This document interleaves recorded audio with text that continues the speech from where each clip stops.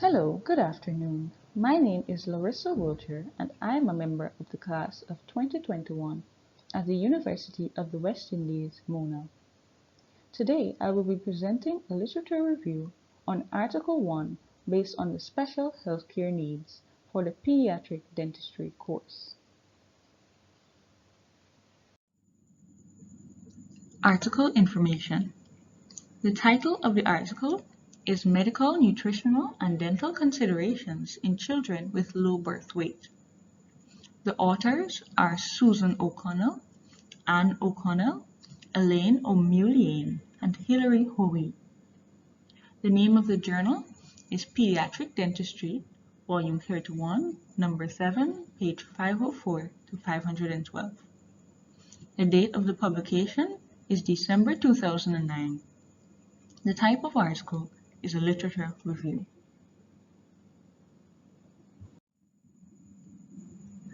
The major topic of the article focuses on the medical, nutritional, and dental considerations in children with low birth weight and how pediatric dentists can collaborate with physicians for early intervention and care. The main purpose of this review was to summarize medical terminology and issues related to fetal growth, morbidity associated with being born, low birth weight, premature, or small for gestational age, and the importance of appropriate nutrition in such infants. Pediatric dentists can play an important role in supporting healthy feeding practices and improving long-term health in these children. Early integrated medical and dental care should be encouraged for all children with low birth weight. The World Health Organization defines low birth weight as birth weight at term under 2.5 kilograms. WHO estimates that between 8% and 26% of all infants worldwide are born with low birth weight. This has been found to be associated with increased incidence of infant mortality and morbidity both within and beyond the neonatal period. This is an image of Table 1, which shows classification of low birth weight, small for gestational age, and prematurity. This is an image of a low birth weight infant versus a normal infant. As you can see, there's a difference in size between the two children presented. Table 2.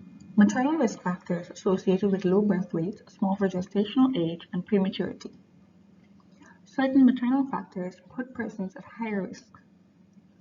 Higher risk for socioeconomic factors include single status, lower socioeconomic status, and low educational achievement. Higher risk for ethnicity are in African Americans, Asian Indian Americans. Higher risk of smoking involves dose response, comorbidity, and periodontal disease. High risk of maternal periodontal disease includes smoking. High risk of maternal size and weight gain include persons of short stature, low body mass index, obesity, poor or excess weight gain. High risk in terms of hypertension and preeclampsia involve preeclampsia on background of pre-existing hypertension and smoking. High risk for multiple gestations increases with each additional fetus. High risk of maternal age in persons less than 16 years and persons greater than 35 years. High risk for previous obstetric history involves persons with previous infant born with low birth weight and or premature or high parity. The high risk of maternal well-being includes lack of antenatal care and maternal ill health. And a high risk of alcohol or drug abuse involves or includes dose effect. Table 3. Neonatal morbidity associated with low birth weight, small for gestational age, and prematurity.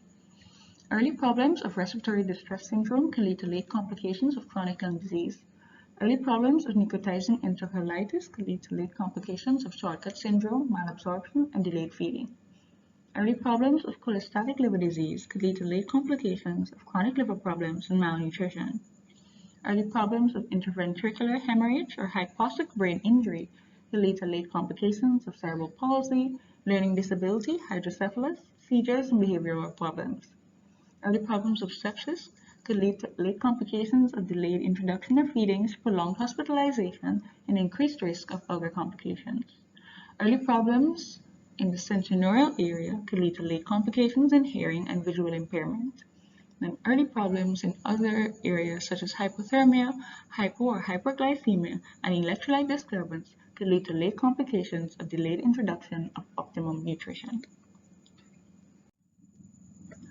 Premature infants derive benefits in cognitive development from breast milk. There is also some evidence that feeding with human milk gives a lower risk of developing necrotizing enterocolitis. Traditionally, energy supplemented feeds have been used in low birth weight infants, but these have been associated with higher rates of fat deposition due to lower than optimum protein. Therefore, infants who appear to be gaining weight appropriately may have increased fat but poor muscle growth. Recent studies suggest that use of nutrient-enriched formula with increased protein and micronutrients is more appropriate in terms of early infant growth than use of energy supplemented formula. This image represents a baby being breastfed versus a baby being fed via bottled formula.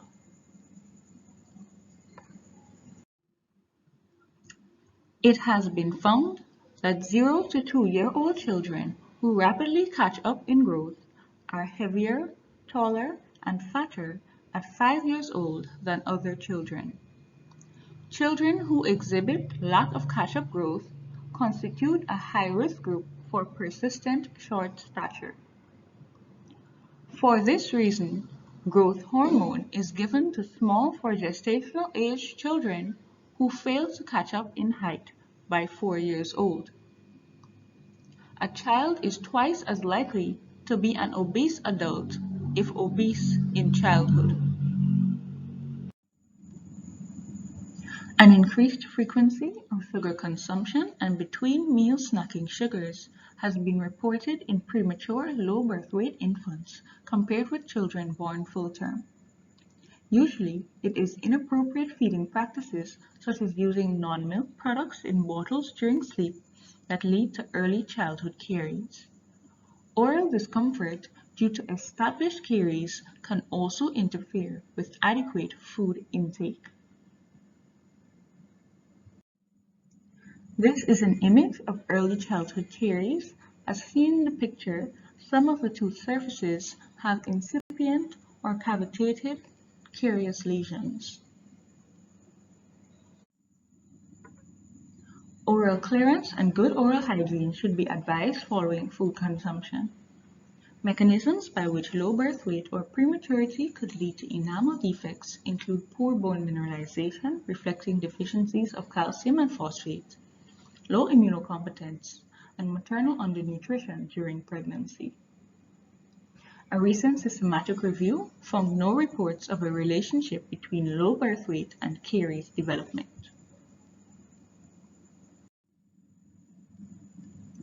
The pediatric dentist can help parents balance appropriate caloric intake with good oral health. Cleaning teeth after each intake of supplemented formula or snacks and avoiding prolonged feeding will help with oral clearance. Encouraging water consumption after snacking in older children should help reduce tooth surface contact time. Daily use of fluoride can aid with remineralization of hypoplastic tooth defects and prevent demineralization of enamel.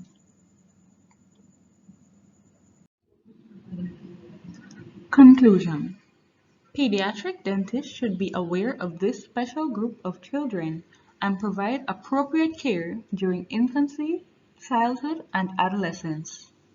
Support of appropriate nutritional practices starting from early infancy is urgently required both for oral and general health. The assessment of evidence, level of evidence of the article. The article is a literature review, which makes it a level 5 level of evidence since no real analysis is done during the research. It is just a compilation of different views on the topic. As seen in the image, Literature reviews are on the base of the pyramid, since most of the information gathered is just used to compile a cohesive document on the topic. This is the reference of Article 1 for the Literature Review on Special Healthcare Needs. Thank you for listening to my presentation, and I hope that the information was informative and beneficial.